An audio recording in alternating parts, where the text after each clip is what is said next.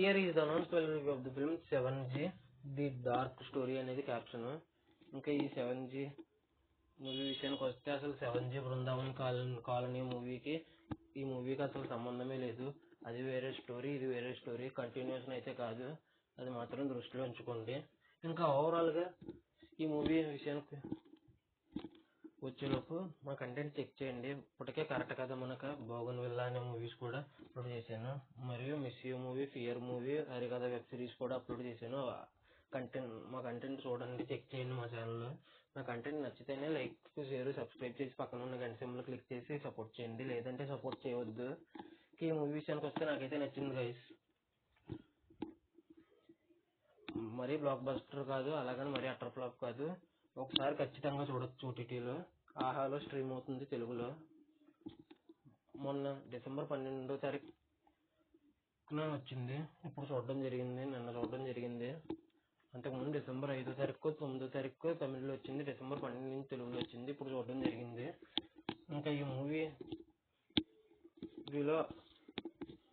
Suspense మాత్రం బాగా work out అయ్యింది, కానీ హర్రర్ మాత్రం అంతలాగా వర్కౌట్ అవ్వలేదు.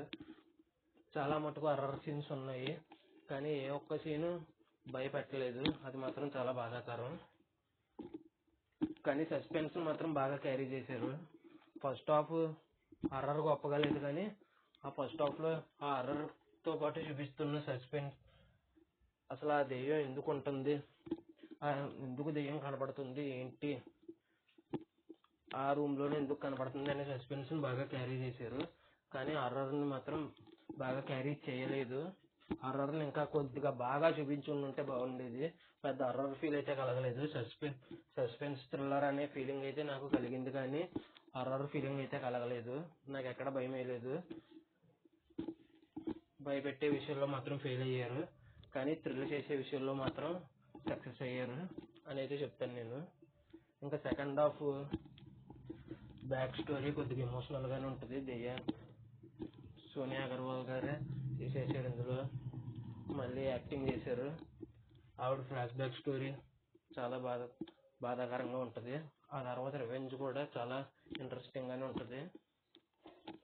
కానీ ఫస్ట్ హాఫ్ మెయిన్ ప్రాబ్లం, ఎందుకంటే ఫస్ట్ హాఫ్ సస్పెన్స్గానే ఉంటుంది, చాలా థ్రిల్లింగ్గానే ఉంటుంది. నెక్స్ట్ ఏం జరుగుతుందని క్యూరియాసిటీ ఉంటుంది, కానీ ఎక్కడ భయపడే విధంగా ఉండదు హర్రర్ సీన్స్. ఇది ఒక్కటే నెగిటివ్.